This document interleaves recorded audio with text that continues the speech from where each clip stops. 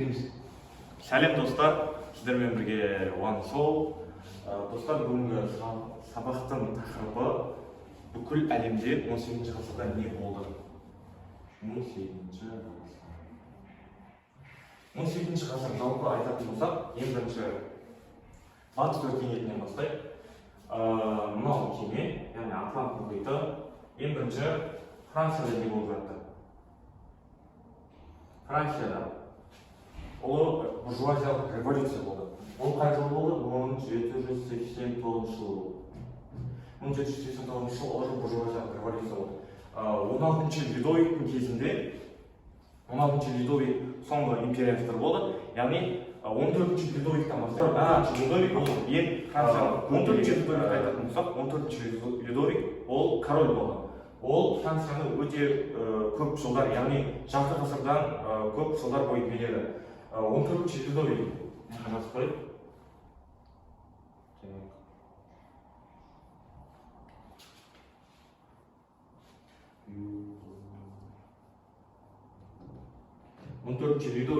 14-шы Людовик ол шатаспасам 13 жастан бастап ол хан атанды.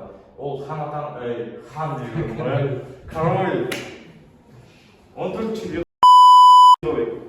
Людовик ол 13 жасынан бастап король атанды. Ол король болғаннан кейін оның тұсында мына жерде Англия Францияға мүлдем тиісе алмады. Не себепті? Себебі 14-шы Людовиктің Рим папасына деген әсері және осы Еуропаға деген әсері өте күшті болды. 14-шы Людовиктің айтып кеткен сөздері бар. Мемлекет ол мен деген. Яғни 14-шы Людовик толығымен 14-шы Людовик Францияны былайша айтқанда Еуропаны өзінің есінде. Яғни Франциядағы алтын дәуір дейді.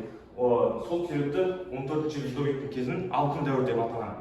Одан кейін Людовиктен кейін 15-шы Людовик келеді. 15-шы Людовик ол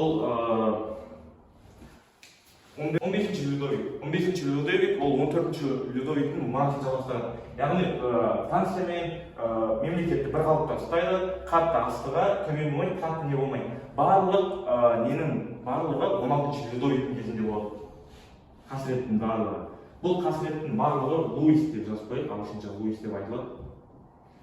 16-шы Людовик ол саясаттан хабары болмайды, былайша айтқанда. Саясаттан хабары болмағаннан кейін оның жанындағы достары немесе әйелі қолдап кететін болған. Мысалы, 15-шы Людовиктің әйелі бар, Мария Антуанетта деген. 16-шы Людовиктің Мария Антуанетта деген әйелі ол былайша айтқанда кішкене тәкаппарлау болған. Және Франциядағы көптеген ұйымдар пайда болды. Мысалы, 16-шы Людовик мықты болған кезде, 16-шы Людовик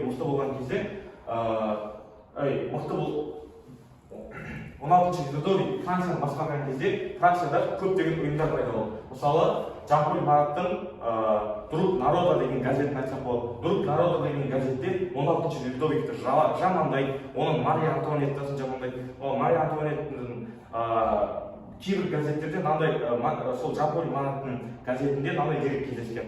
Мария Антуанеттаға халық келеді, біз не жейміз, бізге бір тамақ берші, нан жоқ деген. Вообще дүкендерде нан қалмады, бізге нан бер деген. Мария Антуанетта тұрғанда айтқан, нан жоқ болса торт жөнді деген. Соны Жан-Поль Марат мысқылдап және осы не істеп, осы Францияда ұлы буржуазиялық революцияның несінде қосылған, яғни ұлы буржуазиялық революцияның басталуына не болды?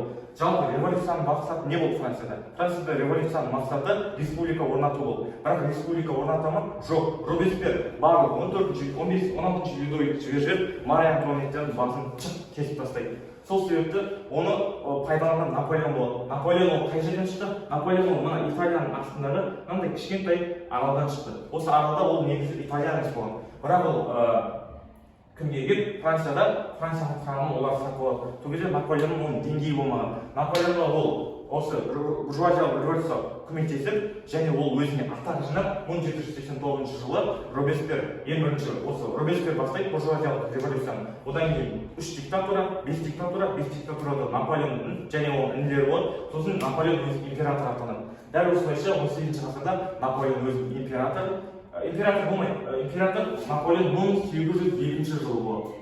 Яғни 17-ші ғасырда Наполеон ол өзінің деңгейін көтеріп, Францияда өзінің бір беделді және мықты тұлға екенін дәлелдейді.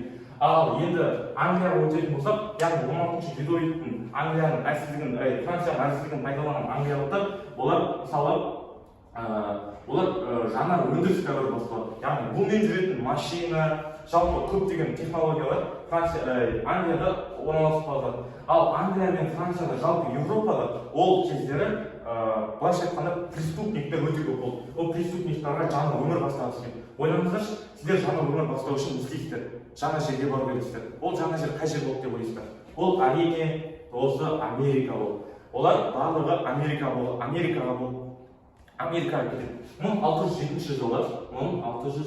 жылы Американың осы жерлеріне қоныс жасайды. Ол қоныстаған жерлері 13 неге бөлінеді. Осы жерде 13 штат, былайша айтқанда штатқа бөлінеді. Мына жерде Мичиган, оның астанасы мына жердегі Мичиган болды. Так, Мичиганға олар қоныстанады, және осы жерде 13 нені жасап, мына жердегі толығымен индейцтерді өлтіреді. Индейцтерді өлтіргеннен кейін, мынау толық Англияның жері ғой. Англияның жерінде мына жерде Францияның жері бар. Францияның жерінің аты Луизиана. Луизиананы Наполеон сатып, осы жерде толығымен иеленеді олар. Осы жерде англичандар жүреді, өмір сүреді, 1607 келеді. В общем, преступниктер осы жерге келіп, өзінің фермасын құрады. Дамып, оңтүстіктің бәрі фермаға толы. Бірақ аққұлдар деген тема бар. Аққұлдар деген мына жердегі 18 преступниктер арзан ақшаға мен сені апарып тастаймын дейді да, мына жаққа әкеледі да, әкелгеннен кейін оларды құл қылып осы жерде андай. Мысалы мына жерде уже тұрған адамдар бар ғой, оларға құл қылып сатып жіберіп, осы жерде нені дамытады. Былайша айтқанда индустриалды қоғам, аграрлы қоғам дамиды мына жерде. Ал солтүстігінде болса, керісінше индустриалды қоғам дамиды. Дәл осылай болып жатты, былайша айтқанда, ақш-тағы нәрсе. Так, ендеше нені айтатын болсақ, Ресейде ештеңе болып жатқан жоқ. Қатты өзгеріс болып жатқан жер осы төңіректе болып жатыр. Себебі бұл төңіректе жаңа дәуір, индустриалды қоғам және жаңа алға басуға болып жатыр. Ал Араб түбегіне келетін болсақ, Араб түбегінде мына жердегі Түркия толығымен араб, яғни ислам мемлекетінің қыршы, былайша айтқанда, қорғаны атанды. Яғни Осман империясы толығымен Араб түбегіне және осы солтүстік Африкаға барлығына өзі жауап беретін болған. Сол себепті кемемен жүру байланысы Еуропада қалады. Мысалы қараңыздар, Қытайдан келетін жібек маталар, Үндістаннан келетін шайлар қалай барады? Бұрын бұндай кеме байланысы деген олай тема болған жоқ. Сол себепті олар осы кімнің, яғни Осман империясының жолымен былай жүріп Францияға өту керек. Осман империясы оларды жібермейді. Жоқ, оларға өте көп салық төлетіп қойып, сосын барып өтеді. Сосын тұрады, айтады, біздің ең басты мақсат ұлы географиялық ашулар болуы. Сол себепті ұлы кімдер? Америка Веспуччи, Христофор Колумб, Фернан Магеллан, Джеймс Кук, Вейгенер, барлығы осының шығу мақсаттары мына жерден теңіз жолы арқылы мұнай сауданы дамыту. Қазіргі таңда мемлекеттердің барлығы жалпы теңіз жолы арқылы дамиды. Мысалы, бір мемлекетті келтіретін болсақ, мына жерде Сингапур деген мемлекет бар. Мына жерде Сингапур деген мемлекет бар. Мына жерде Сингапур деген мемлекет, ол қазіргі таңда былайша айтқанда Шымкенттен сәл ғана үлкен ғой, Шымкенттен сәл ғана үлкен. Солай айтатын болсаңда Сингапур былай ғой, Сингапурға теңіз жолы келеді, тоқтайды, осы жерде тұрақтанады. Дәл сол схема арқылы қазіргі таңда бюджет Қазақстаннан үлкен ғой. Достар, осымен біздің бірінші час аяқталды, екінші часқа қош келдіңіздер. Достар, біздің осымен бірінші час аяқталды, екінші час көремін десеңіздер, арнаға тіркеліп, лайк басуды ұмытпайық.